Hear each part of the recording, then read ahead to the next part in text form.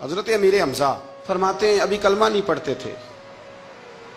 कहते मैं शिकार के लिए गया था, वापस आया तो वाकया ये हुआ कि नबी करीम अलैहिस्सलाम ना कोहे सफा की पहाड़ी की तरफ जा रहे थे तो रास्ते में अबू जहल आ गया। उसने हुजूर को ना बुरा भला कहा। मेरे नबी करीम अलैहिस्सलाम ने ना आज उसके जवाब में खामोशी इख्तियार की। खामोशी बहुत बड़ा तूफान होती है, चुप रहना बहुत बड़ा तूफान होता है। हुजूर खामोश हो गए मुकम्मल, कोई बात नहीं। हुजूर देर तक खामोश रहे। नबी करीम अलैहिस्सलाम जब खामोश रहे तो सर पिटाया और उसके हाथ में डंडा था। हुजूर के सरे अकदस पर दे मारा। हुजूर कुछ नहीं बोले, खामोश रहे, सर पे हाथ रखा, घर तशरीफ ले गए। वो लौंडी देख रही थी। नबी करीम अलैहिस्सलाम तशरीफ लाए हजरत खतीजा के घर। इतनी देर में हजरत अमीर हमजा आए तो उस लौंडी ने ना जनाब अमीर हमजा को मुखातब किया। चूंकि उसने हुजूर को भी दूध पिलाया था और जनाब अमीर हमजा को भी बराबर की मोहब्बत थी, रजाई वालदा थी। हजरत अमीर हमजा को देख के कहने लगी अमीर हमजा कहां से आ रहे हो? कहा शिकार खेल के आ रहा हूं। फरमाया क्या फायदा तेरी बहादुरी का, क्या मतलब है तेरे इस सारे कारनामे का? क्या हुआ क्या? तो वो लौंडी कहने लगी कि आज मेरे सामने अबू जाल ने डंडों से इतना मारा है कि हुजूर के सरे अकदस से खून निकल आया है, खून निकल आया है। मुझे पता है अबू जहल ये जुल्म इसलिए करता है कि मोहम्मद इब्ने अब्दुल्ला के वालिद मौजूद नहीं। आज अगर उनके वालिद होते, दादा अब्दुल मुतलब होते तो फिर मैं देखती थी कौन उनके करीब आता। ये लफ्ज कहे ना तो जनाब अमीर हमजा रो पड़े। शिकार वहीं फेंका, दरख्त से डंडा तोड़ा। अबू जाल बैठा था हरम मक्का में, कुफार के दरमियान टोलियां बना के वहां गए और जोर से डंडा उसके सर पे मारा और डंडा मार के कहने लगे तुझे शर्म नहीं आती?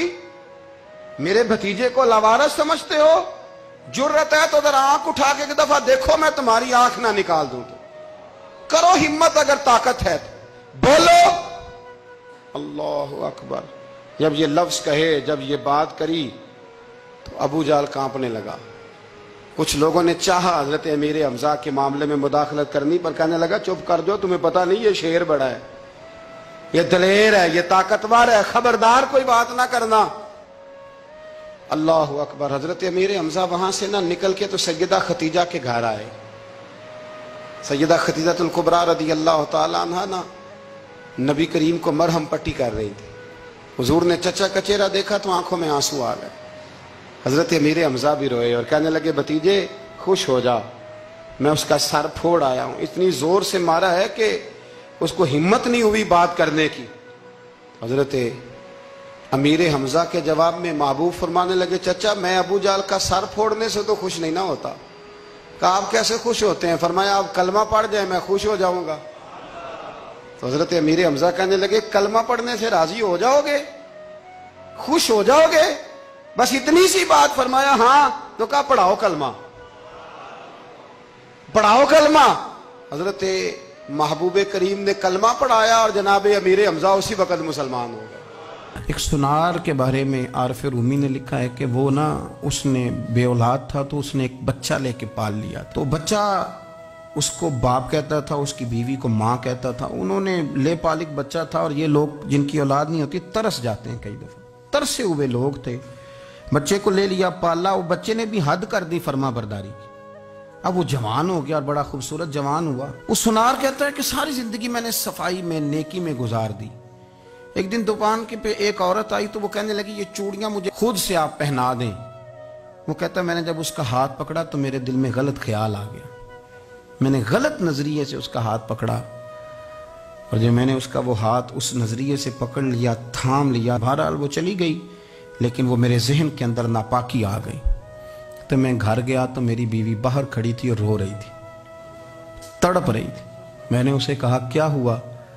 तो वो कहने लगी कि बच्चा सारी जिंदगी फर्मा बरदार रहा, मैंने माँ बन के पाला, पर आज उसने गलत जहन से मेरा हाथ पकड़ लिया है और मैं तड़प गई हूँ, टूट गई हूँ कि ये अगरचे ले पालक था, किसी का था, पर मैंने तो पुत्र समझ के पाला था, ये क्या हुआ?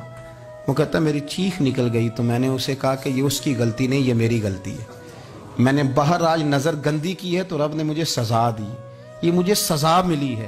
तू किसी की बहन को फूल भेजना चाहता है तो अगर उसी रात तेरी बहन को फूल आ गया तो किसी की बेटी पर गंदी नजर डालता है तो अगर ये तेरे घर में ये कर्ज चुकाना पड़ा। वो एक दोस्त है तो वो पसंद की शादी कर रहा था उसके घर में, तो उसकी बहन ने कहा है उससे, उसकी बहन ने कहा, उसने कहा भाई तू मर्जी की शादी कर रहा है, मेरा अब्बा अपनी पगड़ी तेरे पैरों में रखता है, माँ दुपट्टा रखती है कि बेटे हम तबाह हो जाएंगे ना कर, और आज अगर तेरा ये हाल है तो फिर मुझे भी इजाजत दे, मैं भी मर्जी की शादी करूं। तो वो कांप गया बुरी तरह से।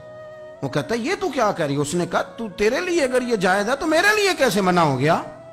तो ये कोई मुहज्जब कौमें नहीं जो ऐसे करती हैं, ये कोई तालीम याफ्ता होने की या गोरा चिट्टा होने की अलामत है? क्या आप किसी को फूल भेजेंगे? शर्म नहीं आती?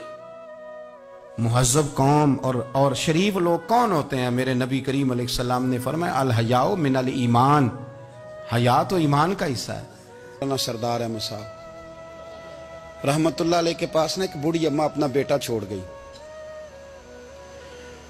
तो हजरत साहब ने कुछ 2, 4, 5 महीने रखा, तो बाद में उसकी अम्मा को बुला के कहा कि तू बेवा है, बेटा तेरा यतीम है, मैं नहीं चाहता कि इसका वक्त ज़ाया हो, ये पढ़ने वाला कोई नहीं, सारे नहीं भाई पढ़ने वाले होते। अब यहाँ उलमा बैठे हैं, मैं बेअदब भी ना हो जाऊं, कुछ पूरे 8 साल लगा के भी आ जाते हैं, सनद भी उनके पास होती है, नाराज ना हो जाना, ये तो सब अच्छे लोग हैं, सनद होती है पर पता पुता कोई नहीं होता। ये आला हजरत ने लिखी है बात, सनद होती है, पूरी डिग्री होती है, उस पर कई लोगों के साइन भी होते।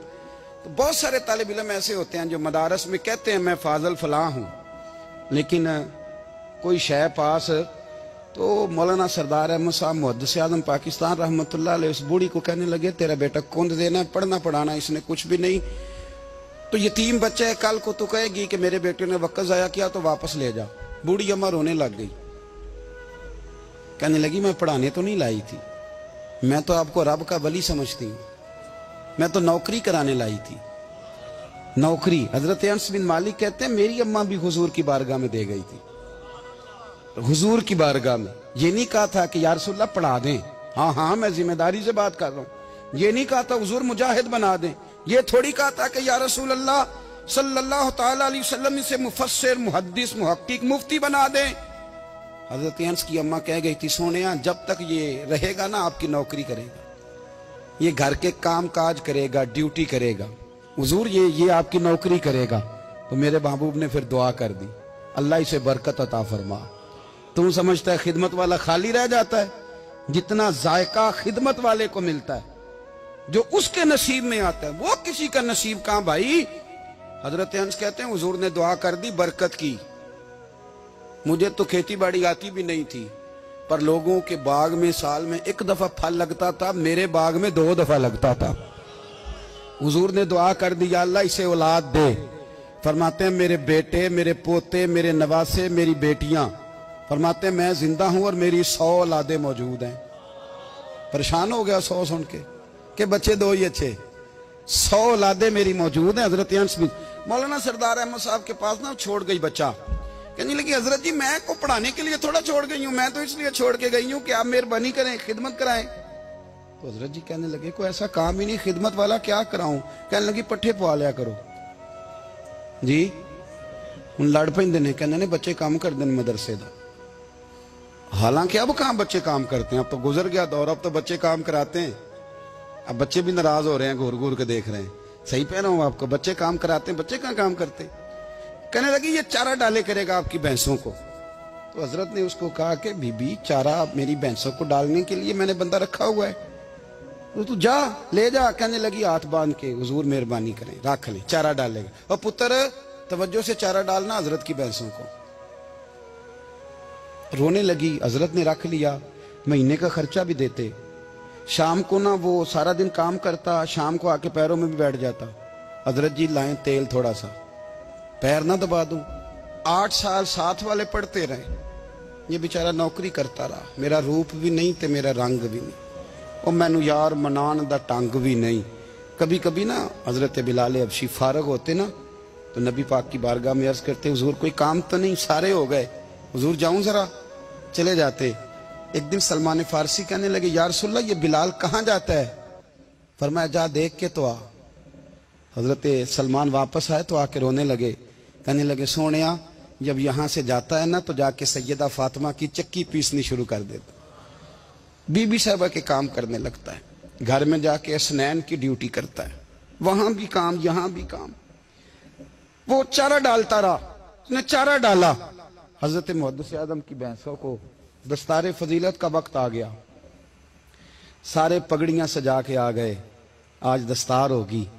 ये ना पीछे होके बैठ गया, चूंकि पढ़ा ही नहीं था तो दस्तार का है कि दस्तार तो उसकी जो पढ़ेगा, हमने तो पढ़ा ही नहीं, हमने तो यार पढ़ा, घर पढ़ा, ड्यूटी करी। हजरत मुहद्दिस आदम रहमतुल्लाह अलैह के यहाँ जब ऐलान होने लगा ना कि अब दस्तार होगी, तो हजरत ने पहला ऐलान उसका फरमाया। तो मजान बंदा कपड़े भी कदी कदी बदल देना। वो कहता है जिस हाल में भी था मैं पलट के देखने लगा कि पढ़ा पढ़ाया तो है, कोई शय नहीं, तो ये माजरा क्या है। पीछे से उठ के आए तो कहते हैं बाकियों की दस्तार किसी आलिम ने की, किसी सूफी ने की, लेकिन ये भैंसों को चारा डालने वाला जब आया तो मुहद्दिस आदम ने फरमाया पगड़ी के बाल को कोई हाथ ना लगाए, ये सारी दस्तार मैंने करनी है। और फरमाते हैं हजरत बाल भी देते जाते थे और आंसू भी बहाते जाते थे, माथा भी चूमते थे और फरमाते थे दस्तार के बाद चला तो नहीं जाएगा यार, मुझे तो इबादत भी नहीं रह गई, मुझे तो चाबियों को भी नहीं पता कौन सी कहाँ रहती है, जाएगा तो नहीं तू। तो रो पड़ा, कहने लगा सोने जाए तो वो जिसके पल्ले कुछ है हो, आता जाता तो है कुछ नहीं, मुझे किसने रखना है, मैंने कहाँ जाना है, इधर कहाँ तो इधर ही रहूंगा। वो उस तालिब इल्म के सारे उस्ताद भाई कहते हैं उसने दस्तार कराई, पढ़ा पढ़ाया कुछ नहीं, पर जो मसला अड़ जाता था ना, वो जो अड़ जाता था ना, वो जाके उससे पूछते थे तो किताबें खोलने की जरूरत नहीं पड़ती थी।